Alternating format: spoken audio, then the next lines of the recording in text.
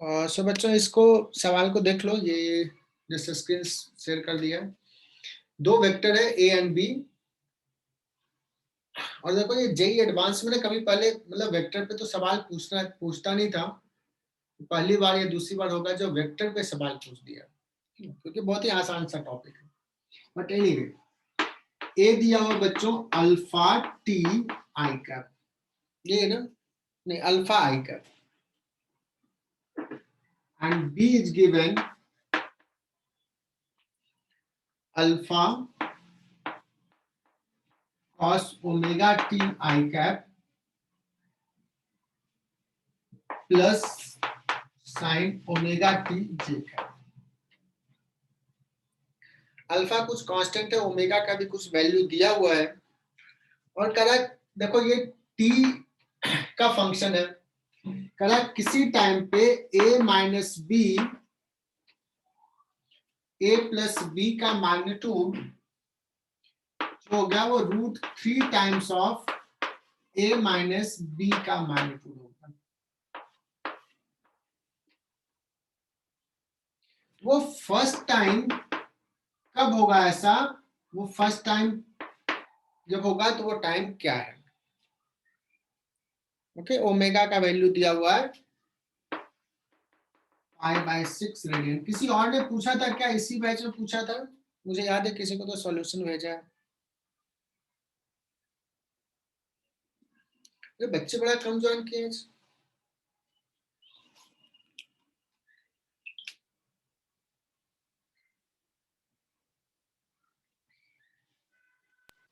Sir t equal to क्या लिखा है?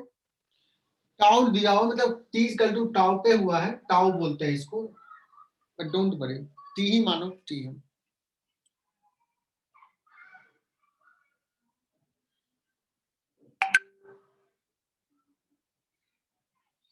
बायोलॉजी के क्लास में कितने बच्चे थे?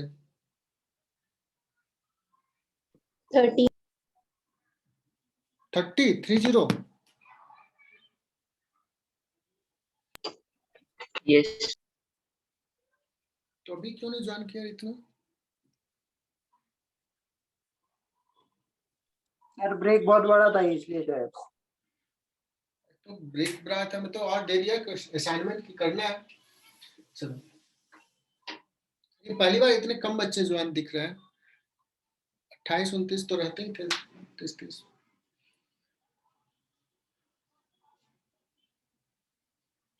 अच्छा, तुम लोगों को ना एक सीरियल नंबर दिया जाएगा, सीरियल नंबर से ज्वाइन करना है तो अटेंडेंस लेने में थोड़ी आसानी होगी। मैंने शायद कभी बताया भी होगा। चलो बच्चों, तो ये बहुत ही आसान है बच्चों।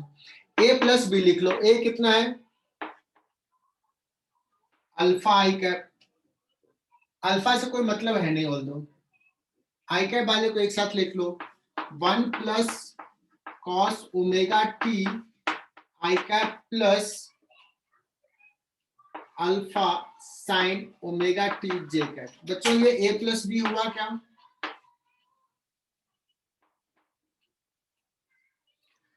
और a माइनस बी क्या हो जाएगा? √3 a minus b alpha into 1 minus cos omega t i cap minus alpha sine omega t j cap. दोनों तरफ में स्क्वायर कर दो, इसका मैग्नीट्यूड पता है, अल्फा कैंसिल हो जाएगा बच्चों, तुम लोग ब्रिलियंट बच्चों, देखोगे दोनों तरफ अल्फा है। सो फाइनल में लिख रहा हूं 1 plus cos omega t this square plus this square, magnitude का स्क्वायर कर रहा हूं, plus sine square omega t this is equal to 3 1 minus cos omega t इसका square plus sine omega t, यहां भी प्लस ही होगा, this square plus this square. बस इसको सॉल्व कर लेना है, दैट्स इट।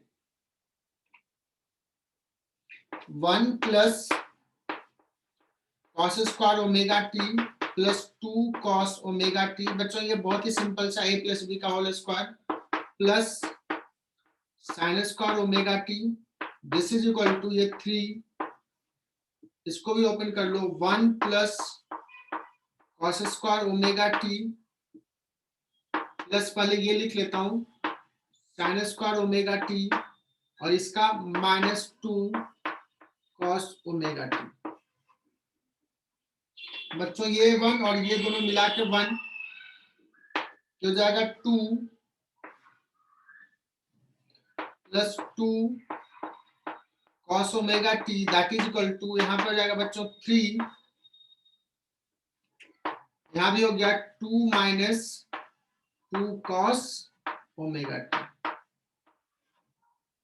बस सिंप्लीफिकेशन, इसमें कोई दम नहीं है बच्चों, कुछ भी नहीं है, बहुत ही सिंपल सा है। सिंप्लीफाई कर लो, 6 और ये 2 गया तो 4 और इधर जाएगा, इधर कितना आ जाएगा 8 cos omega t that is equal to 4 cos omega t आ गया 1/2।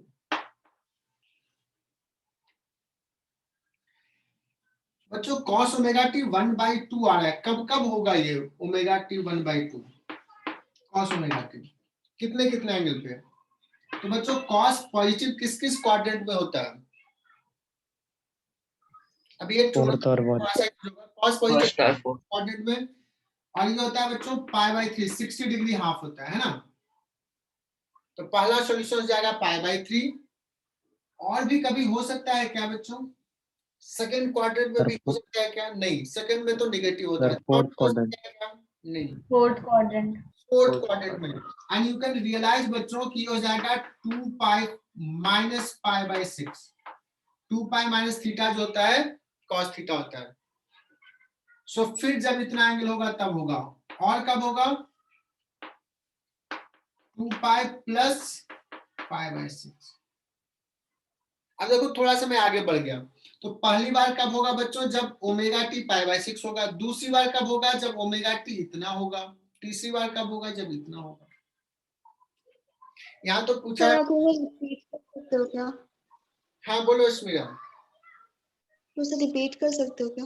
ओके देखो cos ओमेगा टी हाफ, इसका क्या क्या सॉल्यूशंस होगा। सो देखो ट्रिग्नोमेट्री हमने पढ़ा था, cos थीटा पॉजिटिव कब होता है फर्स्ट क्वाड्रेंट। सर उन्होंने ओमेगा की वैल्यू तो पहले से दी है ना। हाँ तो पुट कर देंगे omega, omega t is equal to π/6। ये एंगल क्या क्या होगा, ये पूरा एंगल है ना, तो cos किस एंगल के लिए हाफ होता है, तो अरे π/6 नहीं, सॉरी मैं गलती लिख रहा था, हाफ π/3 के लिए होता है, ये π/3 दिमाग में π/3 60 डिग्री है ना। सो फर्स्ट क्वाड्रेंट में होगा cos पॉजिटिव, सेकंड में नहीं हो सकता है, निगेटिव होता है cos, थर्ड में भी निगेटिव होता है, फोर्थ में फिर से पॉजिटिव होता है, ठीक है ना। Yes sir. तो पहला तो फर्स्ट क्वाड्रेंट में ये हो जाएगा cos π/3, तो पता है cos 60 डिग्री कितना होता है हाफ। और अगर मैं कहूं cos 300 अगर निकालने के लिए कहूं तो तब भी तुम लोग निकालोगे, cos 300 भी हाफ होता है, because 2π minus 60 degree, cos 2π minus theta कितना होता है cos theta. Is it clear? Yes sir. Yes sir. फिर क्या होगा, तो देखो पहला बार यहाँ पे होगा, और ऐसे देखो फिर से क्या होगा बच्चों, ऐसे गया, फिर दूसरी बार यहाँ पे होगा cos थीटा हाफ, फिर यहाँ पे होगा, फिर यहाँ पे होगा, ऐसे चलते जाएगा π/3 2π-3, फिर 2π प्लस π/3 और फिर 4π माइनस π/3। ओके, मतलब इसमें 2π ऐड कर दो, फिर 2π और ऐड करते जाओ, these are the values. Pranav पूछा था, clear? Yes sir.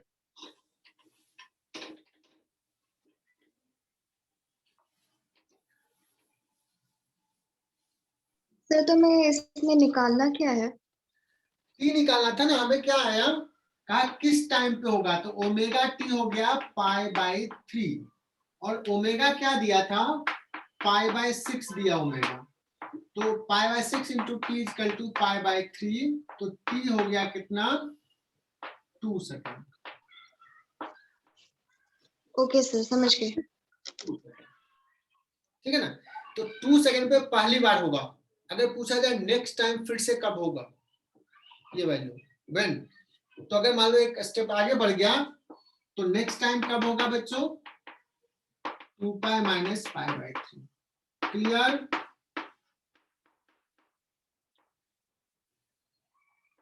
Yes, sir.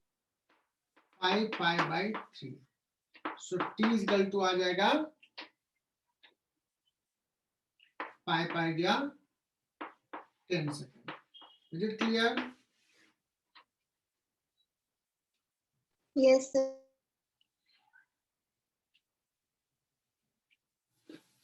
इसलिए मैंने एक स्टेप आगे बढ़ के बता दिया कि पहली बार दूसरी बार कब होगा। चलो सो बच्चे एक बढ़े फिर एग्जिट हो गया।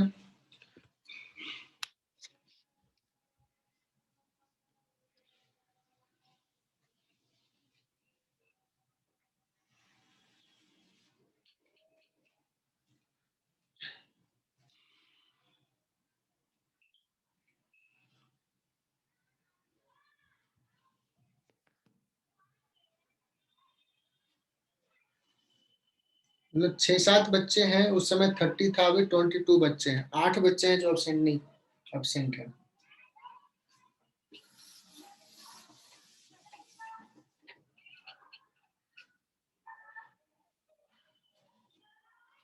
और लास्ट लेक्चर में हमने कहाँ तक पढ़ा था, व्हीटस्टोन ब्रिज डिस्कस किया था। एक आध दो सवाल ले लेते हैं। एक असाइनमेंट में भी दिया हो जो जनरली डाउट आता है, और मैं समझाता हूँ, शायद पिछले क्लास में डिस्कस भी किया होगा।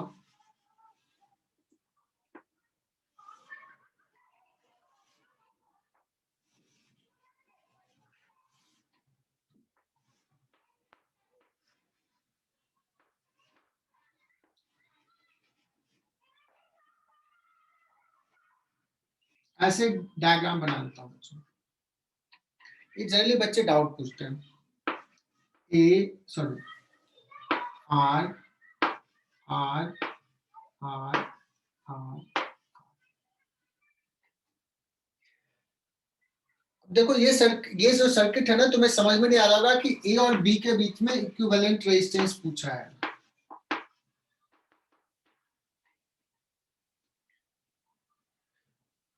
अब इमेजिन करो कि ये जो है ना, ये जो पार्ट है, इतना पार्ट, इसको ना ऐसे पलट देते हैं, ऐसे। ठीक है। तो अगर मैं वो ड्रॉ करूं,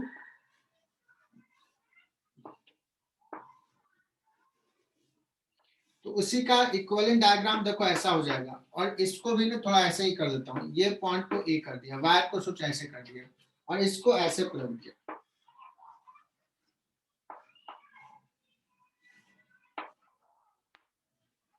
अच्छा, अभी दिख रहा है क्या? This is Wheatstone bridge balance.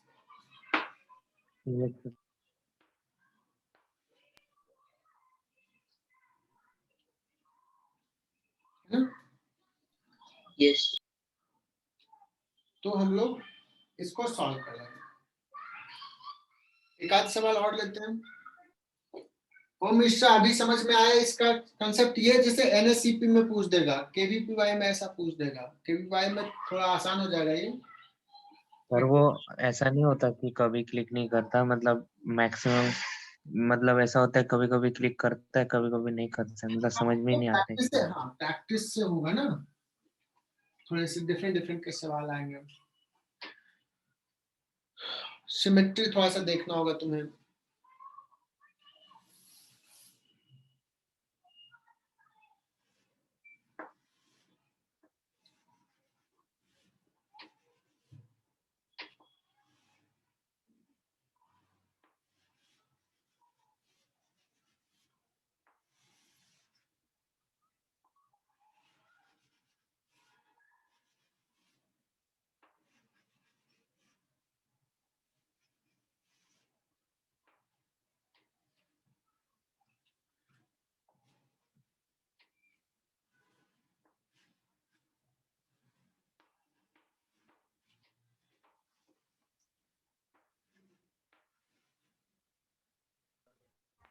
Excuse me sir,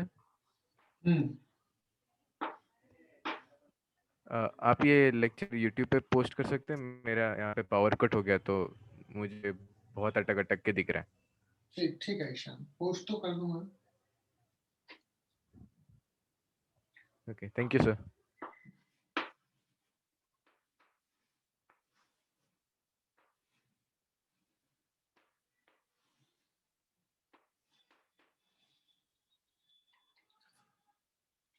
बच्चों ऐसे पूछा जाए what is equivalent resistance between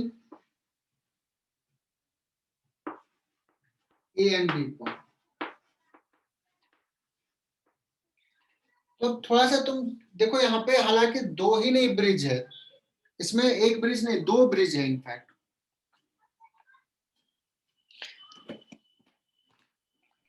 और 1 और 5 वाला।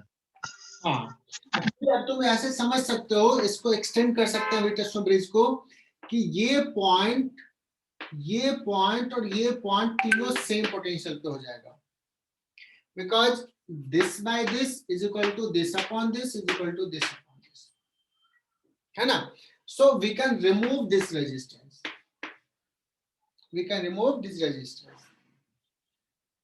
सो इसका इक्विवेलेंट डायग्राम ओम कैसे ड्रॉ कर लेंगे? This is point A, so 2 और 6 ये हो गया बच्चों 8 ओम का, उसके बाद हो गया 3 + 9 12 ओम का, और ये हो गया 4 + 12 8, 4 + 12 16 ओम का। आई बात समझ में? Yes sir.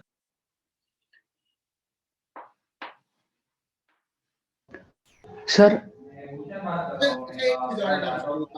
सर हाँ कृष्ण बोलो। सर हम अभी आपने यहाँ बोला कि 1 ओम और वो 5 ओम का वो एक ब्रिज है, तो फिर हम कोई भी डायग्राम में कैसे डिटरमिन करें कि ये इसको हम निकाल सकते हैं ऐसा?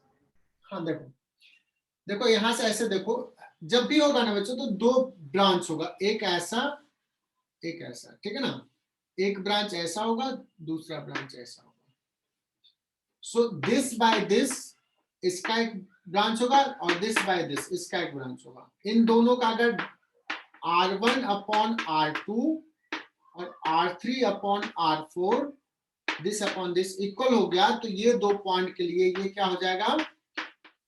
वीटस्टोन होगा। तो इसके बीच में अगर कोई रेजिस्टर रहेगा तो इससे करंट नहीं होगा। So you have to find two path, 1 2, और इसके बीच में कनेक्टेड है, ब्रिज बन रहा है। तो ये दो पॉइंट ढूंढना है आपको। अगर सर यहाँ पे तो दो पॉइंट नहीं है, तो देखो यहाँ पे ये पॉइंट और ये पॉइंट, ये दोनों कैसा है? एक ही पॉइंट है। ये पॉइंट और ये पॉइंट कैसा है बच्चों? एक ही पॉइंट है। Is it clear? ऐसा एक ऐसा, कुछ चमका कि नहीं चमका कुछ भी? कृष्ण भाई सर फिर अभी जो डायग्राम आपने ड्रॉ किया था उसमें R1 अपॉन R3 भी हो सकता है ना, वैसा वाला ब्रांच?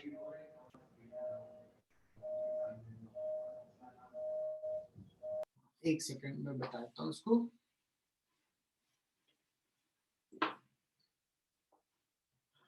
जिसे देखो ए पॉइंट और ये बी पॉइंट, फिर से लिख लेता हूँ R1 R2 R3 R4। Generally मैं क्या लिख रहा था? R1 upon R2 is equal to R3 upon R4, this by this. तुम इसको ऐसे कर लो cross multiplication, so R1 by R3 is equal to R2 by R4। इसको ऐसे भी लिख सकते हैं, मतलब this by this is equal to this by this. Okay sir, बात बराबर समझा सर। ओके। सो ऐसे this by this equal to this by this को, या दिस अपॉन दिस दिस। सो क्या होता है अगर ये रेशियो, चूंकि ऐसे देखने में ज्यादा आसानी होता है, बिकॉज इसका रेशियो जो है उसके अकॉर्डिंगली इसका पोटेंशियल होगा, इसका जो रेशियो उसके अकॉर्डिंगली इसका पोटेंशियल होगा। अगर रेशियो सेम है तो इस पॉइंट का पोटेंशियल इस पॉइंट का पोटेंशियल इक्वल होता है।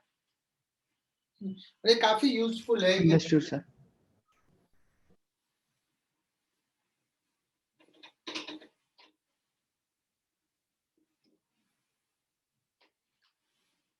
चलो बच्चों, तो आगे बढ़ते हैं।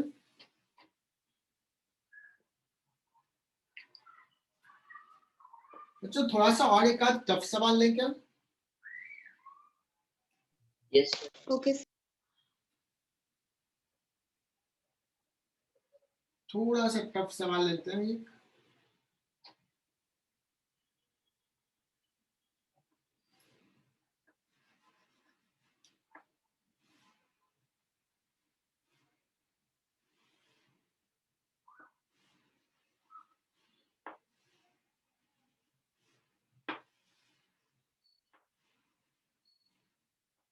क्योंकि हमें प्रिपेयर करना है एनएससीपी ये सब के लिए, तो हमें थोड़ा टफ सवाल के लिए रेडी रहना है।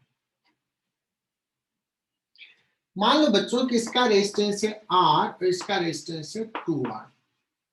इसका रेजिस्टेंस है R, इसका भी है 2R, इसका भी R और इसका भी 2R। अच्छा, तुम लोग के पास HC वर्मा बुक है क्या? कोई खरीदा है HC Verma book? No, sir. तो अगर पॉसिबल हो तो खरीद लो। Yes sir. ये हम लोग कोशिश करेंगे कि HC वर्मा हम कंप्लीट करने की कोशिश करेंगे अभी से, ठीक है ना? ऑनलाइन ऑर्डर कर सकते हो।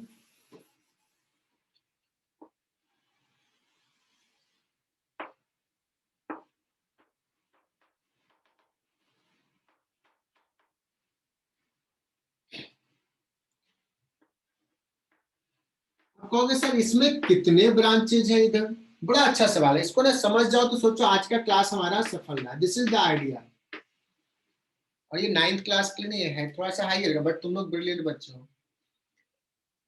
सो ये कितने ब्रांच है बच्चों?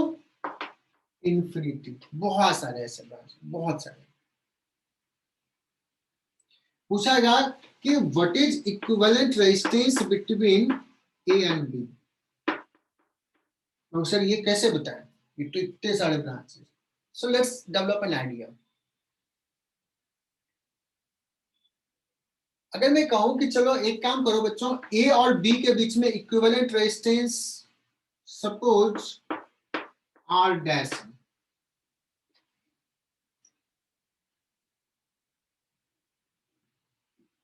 ए और बी के बीच में इक्विवेलेंट रेजिस्टेंस क्या है? R dash. देखो इसमें मुश्किल कैसे है सिद्धि देखना, ये और ये सीरीज में है क्या? नहीं। पैरेलल में है क्या? नहीं।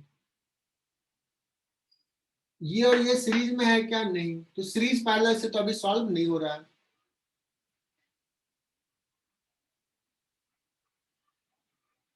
और इधर से भी हम ब्रांच को रिड्यूस नहीं कर सकते बिकॉज इनफाइनाइट है। मैं एक काम करता हूं, अगर कोई कहे कि सपोज ये पॉइंट है सी और ये पॉइंट है लेट्स की डी, मैं कहूं ये एक पार्ट में हटा देता हूं, एक पार्ट में हटा देता हूं। सपोज मैं हटा दिया ऐसे, इसको निकाल दिया। अब मैं पूछूं कि सी और डी के बीच में कितना इक्विवेलेंट रेजिस्टेंस होगा, कोई बता सकता है? R dash. क्या बात है, बहुत ही बढ़िया, सब कुछ चमका क्या? अगर मैंने इसमें से एक ब्रांच हटा दिया, ये वाला ब्रांच, तो फिर से तो वही रह जाएगा बिकॉज इधर कितने इनफाइनाइट है। हाँ sir. Clear to all? Yes, sir. इधर का पूरा इक्विवेलेंट रेजिस्टेंस आर डैश ही होगा। तो मैं कहता हूं यार एक काम करो यार, आर 2R, ये पॉइंट है ए, ये पॉइंट है बी।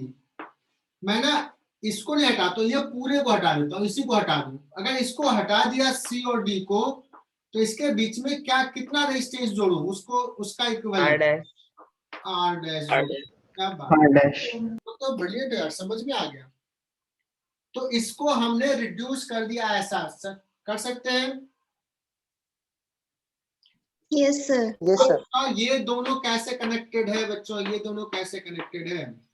Parallel parallel parallel. तो इसको अगर एक रेजिस्टेंस लिखें तो कितना हो जाएगा? 2R into R dash divide by 2R plus R dash, ये हो गया। और ये कैसे कनेक्टेड है? तो बताओ ए बी के बीच में इतना इक्विवेलेंट रेजिस्टेंस होगा क्या?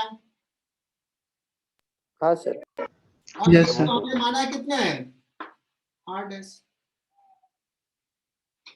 कितना माना? R dash. तो बताओ ये इक्वेशंस बन गया, इसको लिख लो equations. 2R R dash plus 2R square, simplify कर लेता हूं, plus R dash that is equal to, ये इधर चला जाएगा, R dash 2R plus R dash.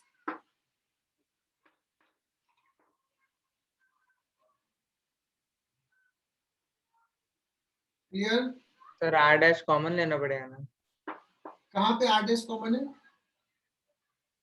कर लेते नहीं हैं सर, कुछ नहीं। 2R R डैश, ये R डैश तो हो जाएगा 3R R डैश, या रहने देते हैं 2R R dash plus 2R square that is equal to 2R R dash plus R dash का स्क्वायर। तो बच्चों देखो ये, अच्छा ये छूट गया, प्लस R डैश।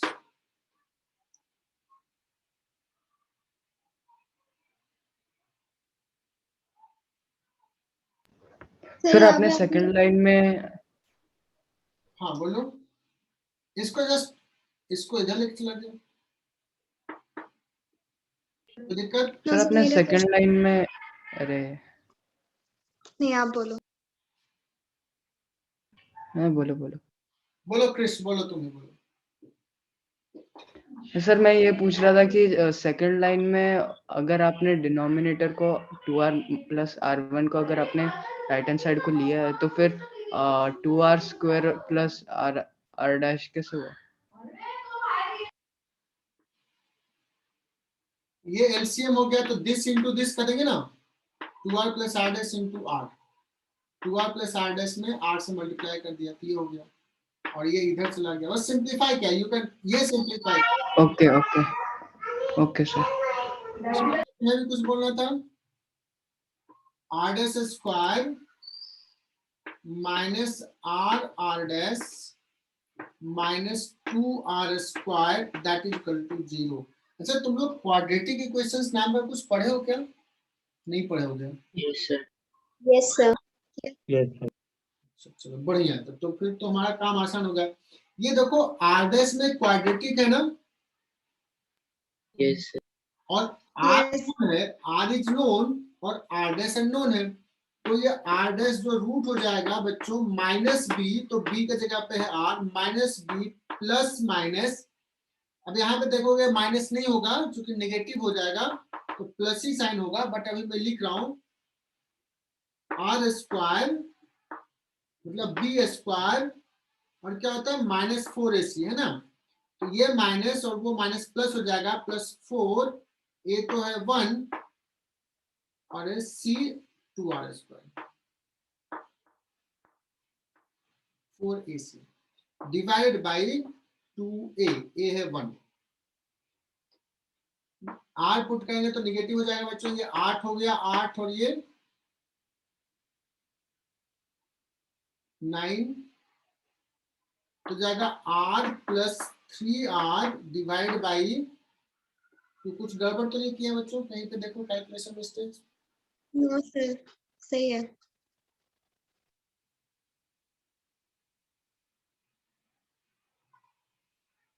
फिर कुछ गड़बड़ लग रहा है मुझे। सर बराबर है। बी स्क्वायर, अच्छा ये माइनस बी है ना, नहीं माइनस बी तो बी,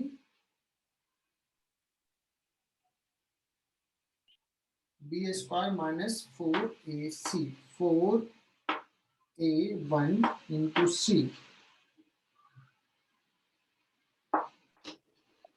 तो कितना आ रहा है 2R आ रहा है, yes sir. So R equivalent कितना आ गया 2R।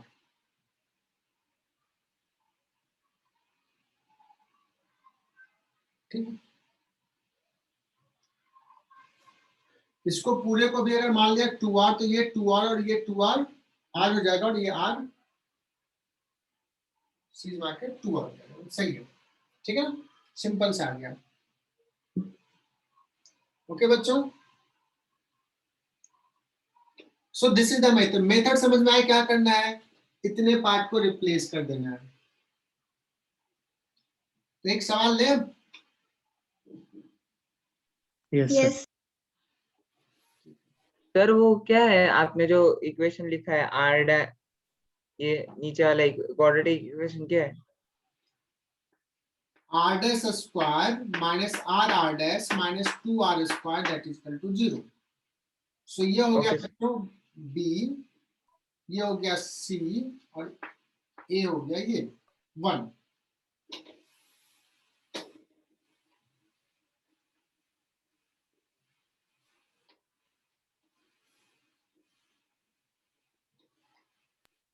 सर वो कंफ्यूजन ना हो तो दूसरा वेरिएबल दे सकते हैं R dash के लिए।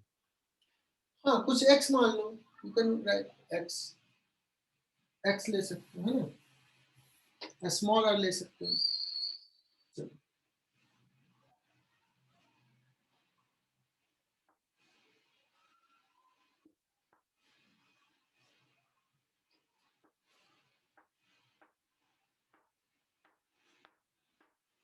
मैं कोई भी सवाल ऐसे लेता हूँ रैंडम। ये मान लो 2 ओम ले लिया, ये ले लिया 3 ओम और ये ले लिया 1 ओम।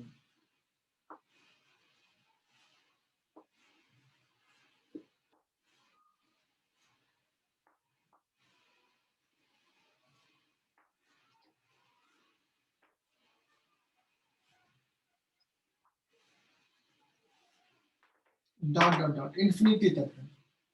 This is 2, this is 3, this is 2, ये है 1 1, ये है 3।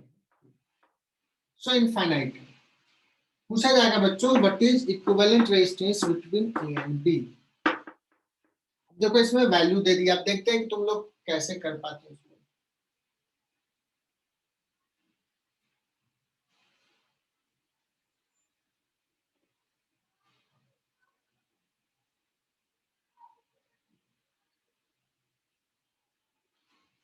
चलो सिर्फ 23 स्टूडेंट्स अटेंड कर रहे हैं, बाकी बच्चे नहीं हैं। एक बार मैं देख लेता हूँ कौन कौन सा है। कौशल, अंचल पाटिल, अनिरुद्ध, चैतन्य, ईशानी, जयवर्धन, कृष, लीजा, मानस, मंदार, मनोली, ओम, प्राप्ति, प्रथमेश, शौनक, सिद्धेश। सिद्धेश तू लेट ज्वाइन किया है क्या, शुरू से था? सर शुरू से था। ईशान सुन पा रहे हो, नेटवर्क आया या चला गया अभी, मतलब पावर आई क्या? पावर कट था सर वो पावर कट हो गया है, वो मोबाइल पर से कर रहा हूँ, दिख तो रहा है बट वो बोर्ड पूरा ब्लर्ड है। अच्छा वो ब्लर है। सर इसमें हम वो 2 ओम और 1 ओम वाले रेजिस्टर को ये कर सकते हैं ना सीरीज में? तो हाँ कैसे सीरीज में बता रहे हो, बताओ। सर 2 ओम और 1 ओम वाला रेजिस्टर सीरीज में होगा ना? ये और ये हाँ सर। नहीं तो कैसे सीरीज, या ये और ये कैसे सीरीज में होगा? जो इसमें करंट है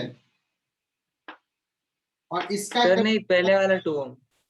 ये और ये तो कहाँ कैसे करें, हाँ। इसमें अलग है करंट, इसमें अलग करंट है। अगर इसमें हमने एक बैटरी कनेक्ट किया बच्चों तो कैसा होगा, देखो ये करंट गया, कुछ इधर जाएगा कुछ इधर जाएगा, जो इधर आया कुछ इधर जाएगा कुछ इधर जाएगा, यस सर। है ना, सीरीज में तो नहीं। सो क्या रिपीटेशन कैसा हो रहा है बच्चों, यहाँ पे देखो रिपीटिंग ब्लॉक कैसा है। रिपीटिंग ब्लॉक देखो, एक सोचो कि ये ऐसा फिर ऐसा फिर ऐसा, ऐसा है क्या repeating block? Yes sir. Yes एक 2 3। तो बच्चों अगर इसके बीच में निकालना है इक्विवेलेंट रेजिस्टेंस तो मान लेते हैं कि ये पॉइंट को C मान लिया और ये पॉइंट को D मान लिया। तो बच्चों इसको अगर ढक दो तो फिर से वैसा ही है ना। तो अगर RAB को मान लिया, ओम ने कहा सर X मान लो, मान लेते हैं। सो तुम लोग कहोगे कि सर RCD, देखना है यहाँ पे बच्चों C और D, अब यहां ले रहे, यहां ले रहे, यहां नहीं ले रहे हैं, समझ में आ रहा है? यहां नहीं, यहां पे RCD जो हो जाएगा दैट इज ऑल्सो X। सो इसका डायग्राम, री डायग्राम ड्रॉ कर लेते हैं। 2 ओम, 3 ओम, 1 ओम और C पॉइंट और D पॉइंट, तो इसको पूरे को एक रजिस्टर से कनेक्ट कर दिया बच्चों X, और इसके बीच में भी X है। अब बताओ ये कितना हो जाएगा, 3 + x + 1 तो हो जाएगा 4 + x और ये हो गया 2। So what will be the equation, 4 + x, ये और ये कैसे है, पैरेलल में है, और ये इसके अबाउट कितना हो जाएगा बच्चों, x। So is it the correct equation? Yes, sir. So 8 + 2x that is equal to 6x + x square. That means x square plus 4x minus 8 that is equal to 0. So x is equal to हो जाएगा -4 plus minus root over b sir 2 square, √3 - 2 b square हो जाएगा 4 square plus 4 into 8 divided by 2। बच्चों ये minus sign नहीं होगा because negative हो जाएगा, तो निगेटिव तो होगा नहीं, तो हमें प्लस साइन लेना पड़ेगा। तो -4 प्लस यहाँ से 4 कॉमन ले लो, 4 स्क्वायर, तो 4 बाहर और बचेगा 2 + 1 3 √3 divide by 2। So answer will be 2 into √3 - 1 ohm. Is it clear?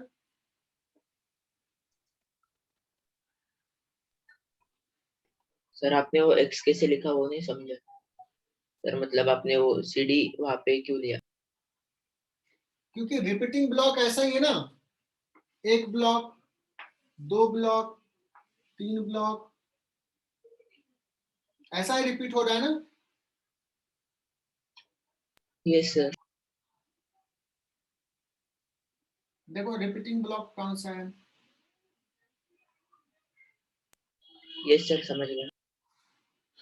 ठीक है, ये हमने कर लिया, एक टाइप का सम हमने ये कर लिया।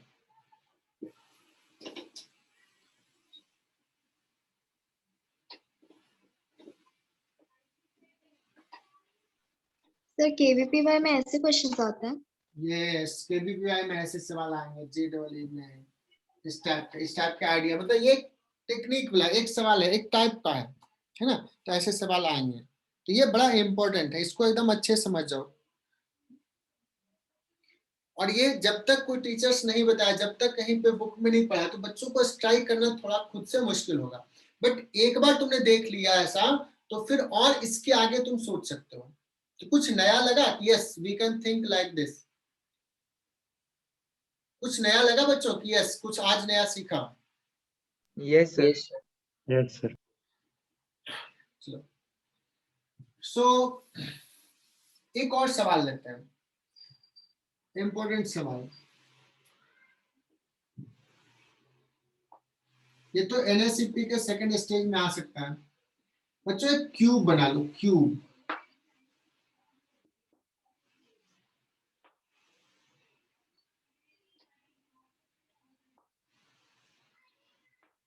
ये सारे अच्छे सवाल हैं, सारे सीखने वाले सवाल। बच्चों इसमें कितने साइड लेंथ है, कितने एजेस हैं, एजेस कितने हैं, 12। 12, मतलब 12 रजिस्टर है बच्चों। तो आज ये भी सीख ही जाते हैं, सोचो कि आज ये भी सीख लेते हैं।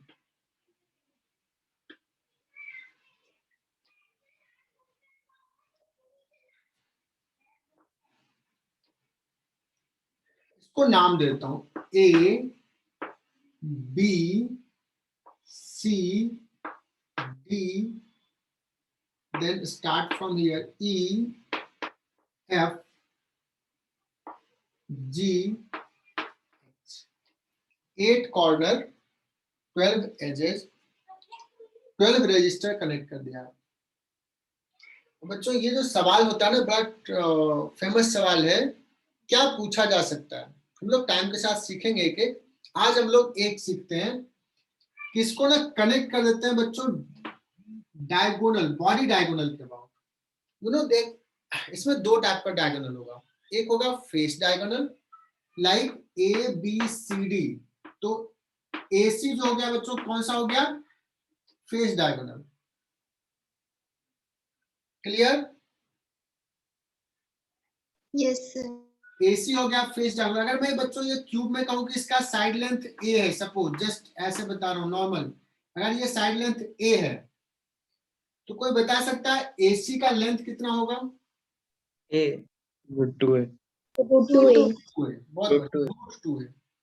और ऐसे भी सोचो ना, आई कैप, ए आई कैप और ए जे कैप, ये वाला वेक्टर हो जाएगा। वेक्टर भी पढ़ चुका है। और बच्चों ए से जी को मिला दिया, ए से जी को। तुम अपने घर में देखो कि एक कॉर्नर इधर है और सामने वाला पूरे रूम का diagonally corner, diagonal, body diagonal इसको बोलते हैं। एजी, कोई बता सकता है कि एजी का लेंथ कितना होगा? √3 A. ये क्या बात है, बहुत बढ़िया। देखो इसको ना, अगर मान लो इसको एक्स एक्सिस ले लिया है ना, तो देखो आई कैप, जे कैप, के कैप, ऐसे यहां से ऐसे ऐसे ऐसे पहुंच जाओगे। तो ए आई कैप प्लस ए जे कैप प्लस ए के कैप, इसके फॉर्मेट में लिख सकते हो। ए स्क्वायर प्लस ए स्क्वायर प्लस ए स्क्वायर का रूट, वेक्टर पढ़ चुके हैं। एनीवे बच्चों, हमें निकालना है बच्चों यहाँ पे what is equivalent resistance between A and G, A and G, okay. So मैंने क्या कहा था, इसको मेंटली कनेक्ट कर लो एक बैटरी से दोनों पॉइंट के बीच। कनेक्ट कर लिया? इसको अच्छे से समझना है।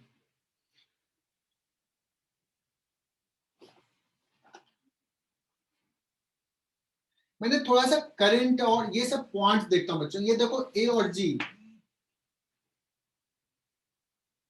अच्छा यहाँ पे, यहाँ भी रजिस्टर है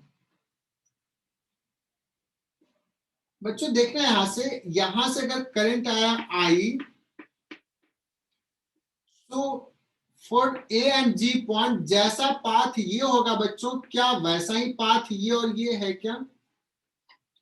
क्या ये दोनों पॉइंट्स के लिए थोड़ा सा सिमेट्री इमेजिन करो, तो जैसा पाथ ये है वैसा ही ये है, वैसा ही ये है। क्यों? क्योंकि अगर यहां तक पहुंचना है तो देखो 3 स्टेप में पहुंचेगा, 1 2 3।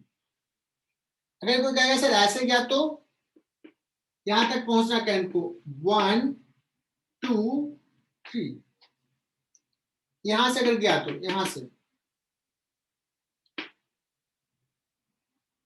1 2 3। मतलब क्या तुम्हें लग रहा है कि इस पॉइंट के लिए इन दोनों के बीच में अगर कनेक्ट किया तो जैसा पॉइंट बी है बच्चों वैसा ही पॉइंट ई है, और एक और पॉइंट डी भी वैसा ही पॉइंट है। Are you getting my point बच्चों? ऐसा लग रहा है?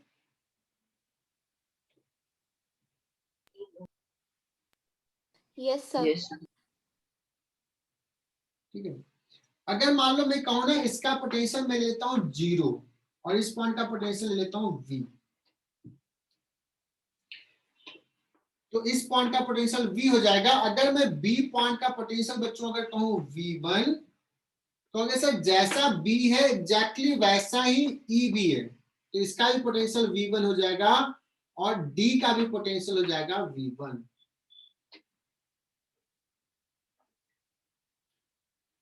अब मैं इस पॉइंट से देखता हूं, अगर देखो इस पॉइंट से, इस पॉइंट के जस्ट नजदीक वाले कौन कौन सा है?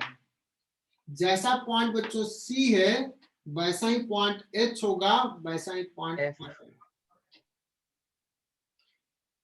So for this two point, अगर मैं इस पॉइंट को कहूं कि सी पॉइंट जस्ट इससे एक स्टेप आगे है, दिस ऑल आर आइडेंटिकल। इसका अगर मान लो मैं कहूं V2, तो इस पॉइंट का भी कहोगे V2 और इस पॉइंट का भी कहोगे V2। Okay, so this register, this system can be reduce in this form. A का पोटेंशियल ले लिया आपके V, ए के बाद V1 का पोटेंशियल B, E और D है बच्चों, B एक्सक्यूज मी सर, और D। हाँ बोलो। सर पर जो पैरेलल में वायर्स रहती है उनका रेजिस्टेंस सेम रहता है, तो डी और सी का भी तो सेम ही आएगा ना? अभी तो पैरेलल सीरीज आप देखेंगे, मैं सिर्फ सिमेट्री से, सारे रजिस्टर इक्वल है, सारे रजिस्टर इक्वल है, आइडेंटिकल ले रहा हूं। सो बी पॉइंट जैसा है वैसा ही ई पॉइंट है, वैसा ही डी पॉइंट है, इस सबका पोटेंशियल इक्वल है।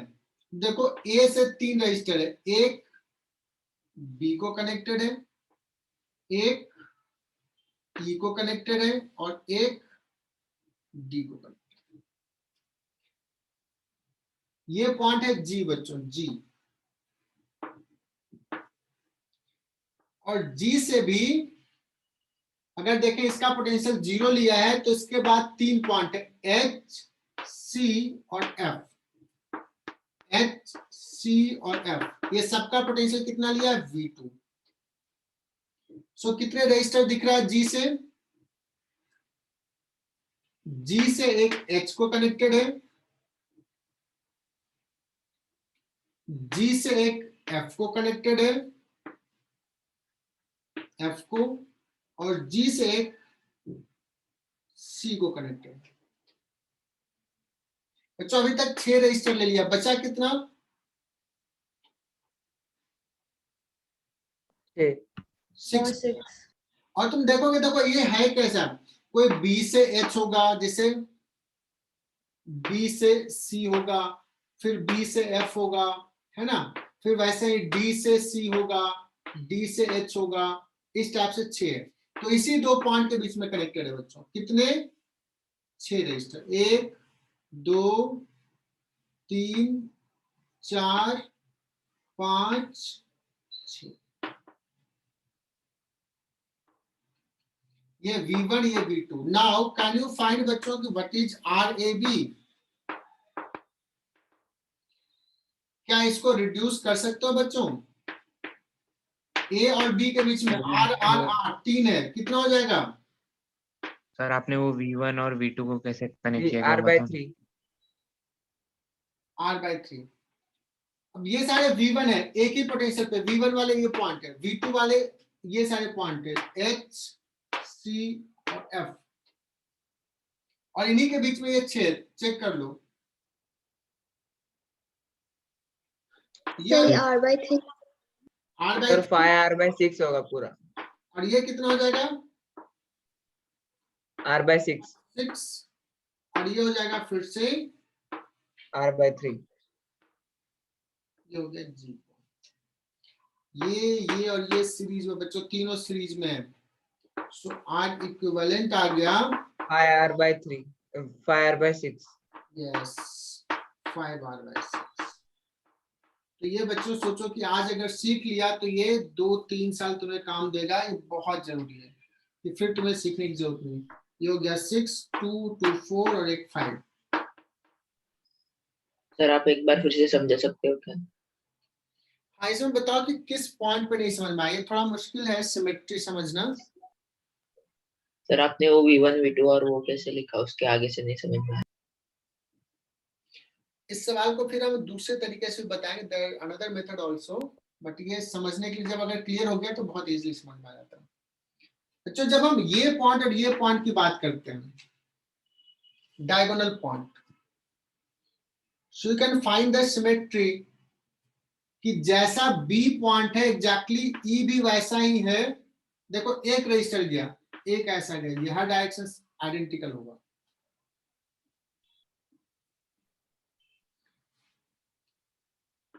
इससे 3 रजिस्टर निकला, 1 2 3, तो ये पॉइंट, ये पॉइंट और ये पॉइंट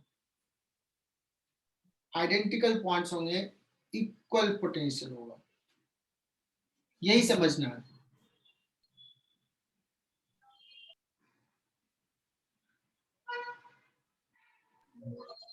ये विजुलाइज नहीं हो रहा, क्यों? आइडेंटिकल है। विजुलाइज हो जाएगा जब हम दूसरा केस लेंगे सिमेट्री का, देन यू विल विजुलाइज।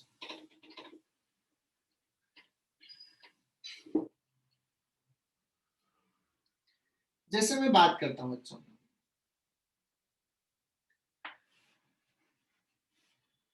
फिर से मैं ड्रॉ कर रहा हूं।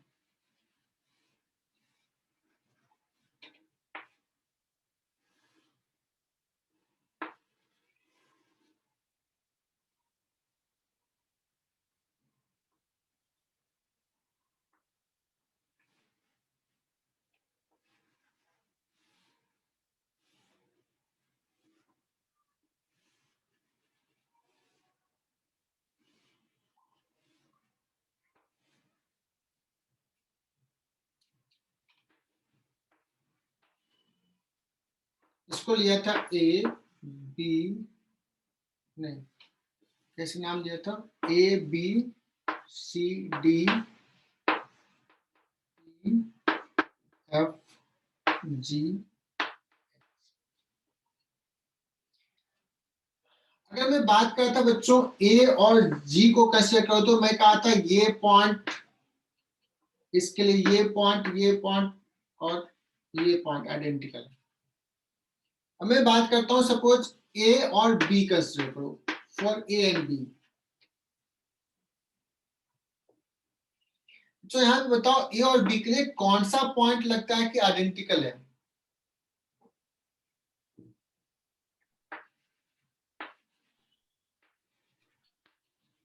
डी और सी। ए और बी के लिए नहीं, देखो ए अलग ही है, इसका पोटेंशियल 0, इसका पोटेंशियल v। ए और बी के लिए देखो, एक ब्रांच तो इधर गया, ये तो डायरेक्ट हो गया, अलग ही है। बच्चा बच्चों एक इधर गया और एक इधर गया।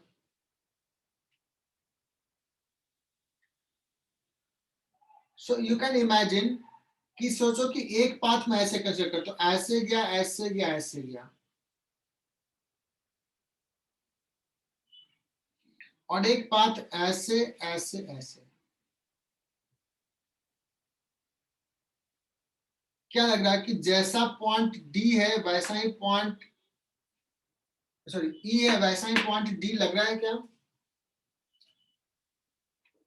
Yes. Yes sir.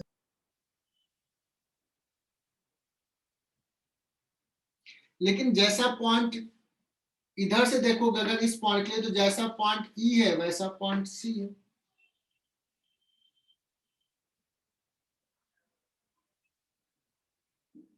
ओके बच्चों, क्योंकि इस दो पॉइंट के लिए तो ये एक नीचे वाला फेस और ये सामने वाला फेस है। इस दो पॉइंट के लिए, ये एज के लिए देखोगे तो। लेकिन अगर डी पॉइंट और एच पॉइंट की बात करें, तो ए और बी के लिए डी पॉइंट और एच पॉइंट अलग अलग पॉइंट है, डी और एच डिफरेंट पॉइंट है। तो ये थोड़ा सा सिमेट्री समझने के लिए कि यहाँ पे अगर इसके बीच में कहें तो ये और ये सेम पार्ट है। क्लियर? ये अब थोड़ा सा और अगर मान लो सिमेट्री को एक्सटेंड करने की कोशिश करें, तो अगर मैं ए और सी पॉइंट की बात करूं, ए और सी की बात करूं, तो तुम्हें अगर दो पॉइंट कहा जाए कि कैसा होगा आइडेंटिकल पोटेंशियल का, तो एक पॉइंट बी होगा और एक पॉइंट डी होगा।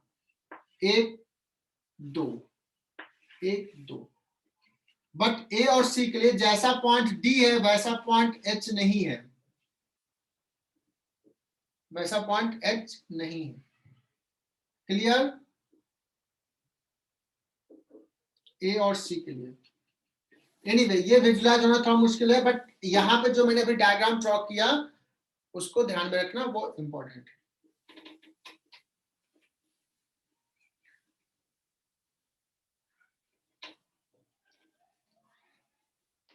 बच्चों अभी तक जो हमने सवाल किए हैं उसको सीरीज पैरेलल से सॉल्व किया, एंड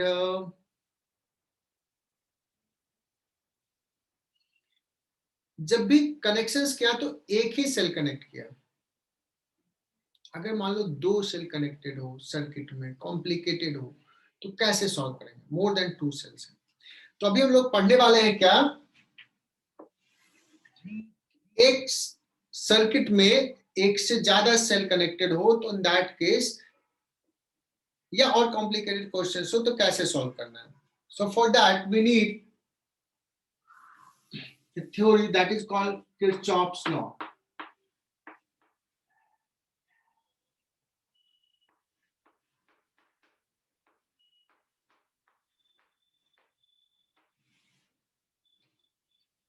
बच्चों आज हम लोग ये स्टार्ट कर रहे हैं, है ना, Kirchhoff's law।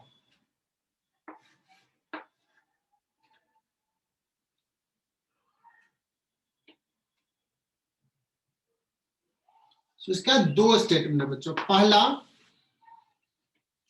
2 रूल लॉ है। First is called junction law, बहुत ही आसान है, कॉमन सेंस का सवाल है जो ऑलरेडी हम यूज कर रहे थे। जंक्शन लॉ तो है क्या वो बताता हूं। तो देयर आर मेनी ब्रांचेस जो कहीं एक पॉइंट पे ज्वाइंट है।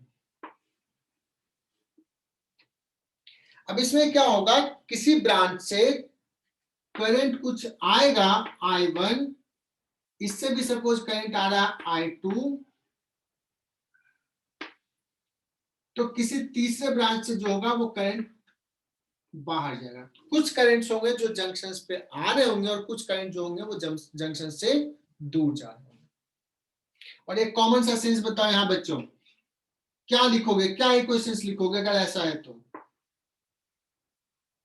I2 is equals to I1 plus I3 equals to I1 plus I2. Yes, I1 plus I2 ये दोनों आने वाला करंट है और ये जाने वाला करंट है। That's it. क्लियर ये? तो ये क्या मैंने इक्वेशंस हमने क्या लिखा, इक्वेशंस हमने लिखा summation of all incoming current, summation of all incoming current is equal to summation of all outgoing current। और ये देखो तुम लोगों ने कॉमन सेंस से ही बता दिया है ना। क्योंकि सर ये कौन से लॉ से, मतलब बेसिक्स क्या है इसके पीछे, इस लॉ के पीछे बेसिक क्या है? बच्चों करंट आ रहा है, इसका मतलब चार्ज फ्लो कर रहा है, चार्ज कुछ चार्जेस आ रहे हैं यहाँ पे, पॉजिटिव चार्ज रहता है, तो ये इधर से चार्ज आ रहा है, इधर से चार्ज आ रहा है, बट जंक्शन पे चार्ज जमा नहीं हो रहा, एक्यूमुलेट नहीं हो रहा चार्जेस, और ना ही जंक्शन पे चार्ज अपने आप क्रिएट हो रहा है, ना ही जंक्शन पे चार्ज डिस्ट्रॉय हो रहा है। तो अगर जितना चार्ज आएगा बच्चों उतना ही चार्ज फ्लो कर जाएगा, मतलब बिकॉज एक्यूमुलेशन नहीं है। As there is no accumulation or leakage of charge at the junction, ना ही कोई चार्ज जनरेट हो रहा है, ना ही कोई चार्ज डिस्ट्रॉय हो रहा है। मतलब कहने का मतलब ये जो है बेस्ड है किस बात पे? तो ये बेस्ड है बच्चों कंजर्वेशन ऑफ चार्ज, यही बेसिस है बच्चों, है ना। बेसिस क्या है जंक्शन लॉ का? Conservation of charge. Is it clear? अब एनएससी में पूछेगा किरचॉफ्स लॉ जो है, या एनटीएससी में किरचॉफ्स जंक्शन लॉ का बेसिस क्या है?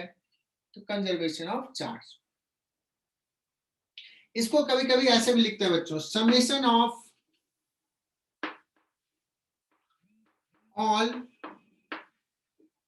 Current to the junction is equal to 0। कहने का मतलब मैं मान लेता हूं कि सारे करंट आ ही रहे जंक्शन पे, मैं ऐसा मान लेता हूं, तो सारे आ रहे हैं तो सबका समेशन 0 होना चाहिए, बिकॉज नेट करंट तो जंक्शन पे कितना आएगा 0, बिकॉज कोई नेट एक्यूमुलेशन तो है नहीं। तो मान लो कि जब आने वाले करंट को अगर मान लो आ रहा है तो पॉजिटिव लिया, तो जा रहा है तो उसको क्या लिखेंगे, निगेटिव लिखेंगे। Is it clear? Yes, sir. क्योंकि समटाइम्स क्या होता है मुझे पता ही चलता है करंट कैसा है, तो मैं मान लेता हूँ कि सारे करंट आ ही रहे और सबका समेशन क्या हो जाएगा 0, ऐसे भी लिखते हैं। तो या तो ऑल इनकमिंग आउटगोइंग अगर दिया हुआ है तो इनकमिंग का summation is equal to outgoing summation, या कहें कि सबको मैं आता हुआ मान लूं या सबको जाते हुए मान लूं, summation of all current to the junction या summation of all current going away from the, उसका summation 0 ले लेंगे। इसको मैं एक्सप्लेन करूंगा कैसे लिखना है। सो बच्चों ये पूरे सर्किट के सवाल में ये बहुत जगह पे हेल्प करेगा और तुम्हें यूज करना पड़ेगा। तो लेट्स मैं एक सवाल ले लेता हूं ऐसा, अगर किसी सर्किट में यहाँ पे दे दिया है कि 3 एम्पियर, यहाँ पे दे दिया बच्चों 2 एम्पियर और यहाँ पे दे दिया है 1 एम्पियर और ये दे दिया I1। बच्चों ये I1 क्या होगा, ये ऐसे ले लेता हूँ R1, R2, R3, R4। Ampere. मैं पूछूंगा current in R4 will be what? 4 ampere. Sir, 4 ampere. 4 ampere. Because देखो यहाँ से क्या हो रहा है कि 3 एम्पियर आ रहा है, 2 एम्पियर आ रहा है, 5 आ गया बच्चों, उसमें से 1 चला गया इधर, तो बचा हुआ इधर जाएगा, सो 4 ampere will be the current. बहुत ही सिंपल सा। Is it clear now? Junction law पे सवाल ऐसे रहेंगे। Yes, sir. और जो असाइनमेंट दिया उसमें जंक्शन लॉ का ऑलरेडी एप्लीकेशन दे दिया, बिकॉज ये कॉमन सेंस का और तुम लोगों को आता है। एक बढ़िया सा सवाल होता है बच्चों, अगर मैं एक सवाल पहले छोटा सा सवाल लेता हूं, अगर मैं कहूं कि R is equal to suppose 5 ohm है और इस पॉइंट का पोटेंशियल मान लो V1 जो है वो है सपोज 15 वोल्ट और ये V2 जो है सपोज ये है 3 वोल्ट। इस रजिस्टर में करंट किधर होगा और कितना होगा? Can you tell me?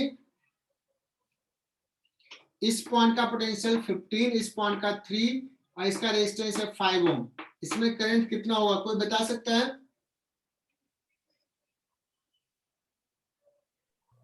12 volt.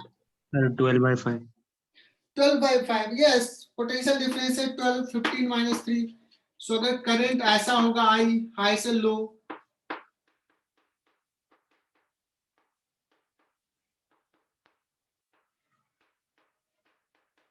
To 2.4 ampere. किसी को दिक्कत इसमें?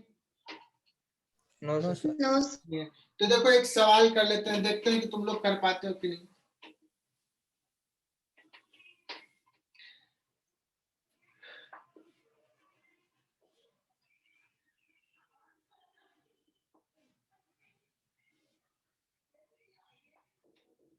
अब मैं ये रैंडम ले रहा हूँ वैल्यू, मुझे कोई वैल्यू नहीं याद है। ये है 0.12 वोल्ट, ये सपोज 4 वोल्ट और ये सपोज 8 वोल्ट, ये सपोज 2 ओम, ये बच्चों 1 ओम और ये सपोज 3 ओम।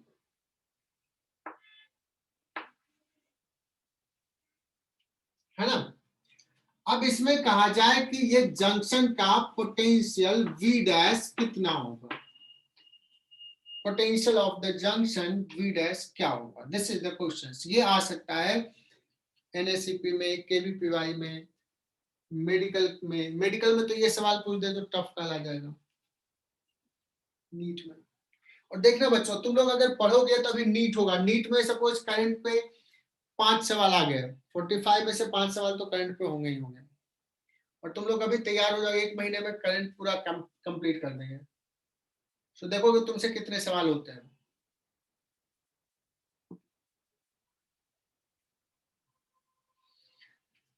क्या क्या कर सकते हैं बच्चों? यहाँ पे देखो, मान लो इस पॉइंट का पोटेंशियल V है और मुझे नहीं पता कि V डैश का वैल्यू क्या है, तो मैं मान लेता हूं कि सब में करंट आ रहा है, इसमें भी करंट आ रहा है, इसमें भी आ रहा है, इसमें भी आ रहा है। इसको मैं मान लेता हूं I1, इसको मान लेता हूं I2, इसको मान लेता हूं I3। सबको क्या मान लिया है? इनकमिंग। तो मैं ऐसे लिख सकता हूं जो कहा था, all current to the junction का समेशन 0 होगा, बिकॉज कुछ करंट अगर आ रहा है तो कुछ जाएगा, मतलब इसमें से कुछ पॉजिटिव और कुछ निगेटिव होगा। इज इट क्लियर बच्चों? Yes. अच्छा, ये I1 कैसे लिखे? I1 कैसे लिखे बच्चों? इसको V डैश माना है, करंट इधर लिखा है, तो ये 20 minus V dash upon R upon 2 plus I2 इसमें बताओ क्या लिखूं? सॉरी, इसको I2 कहा, क्या लिखूंगा बच्चों? 4 minus V dash upon 4 3 minus V dash upon 3 plus I3 क्या लिखूं? इसको 8 वोल्ट माना है, 8 minus V dash upon 1 and that is equal to 0। बताओ इसमें कितने अननोन है? एक ही है। We can solve for that. So अभी जितने बच्चे क्लास कर रहे हैं 21 हो गए, फिर 24 थे। क्या ऐसे सवाल तुम लोग कर लोगे? क्या मुझे दोबारा बताना पड़ेगा ऐसे सवाल? No sir. दोबारा बताने की जरूरत नहीं है, ये कर लोगे, मतलब आज तुमने ये सीख लिया इस टाइप के सवाल। जो टाइप ऑफ सवाल, हाँ ऐसे क्वेश्चंस दिए हो तो कैसे करना है, ठीक बच्चों। आज बच्चे बड़ा कम है तो मैं बहुत ज्यादा सिलेबस नहीं आगे बढ़ा रहा हूं, क्योंकि फिर दिक्कत होगा, रिपीट करना ही पड़ेगा। तो किरचॉफ्स का सेकेंड लॉ हम लोग नेक्स्ट क्लास में डिस्कस करेंगे। और बच्चों नेक्स्ट क्लास अगर नहीं अटेंड किए बच्चों तो मैं तो पढ़ा दूंगा, बड़ा मुश्किल होगा, बिकॉज वो बहुत इंपॉर्टेंट होने वाला है, किरचॉफ्स का सेकेंड लॉ, ठीक है। और तुम अच्छे अच्छे सवाल करोगे ना, आई प्रॉमिस यू कि अगर तुमने कर लिया तो अच्छे कॉम्पिटिटिव एग्जाम का जो भी सवाल है हम वो देंगे तुम्हें। जैसे हमारे पास कलेक्शंस है एनएससीपी के पूछे हुए, केवीपीवाई के पूछे हुए, नीट के पूछे हुए सवाल। So we will give assignment in that way कि चलो इसके क्वेश्चंस कर पा रहे हो, ठीक है। चलो बच्चों बाय।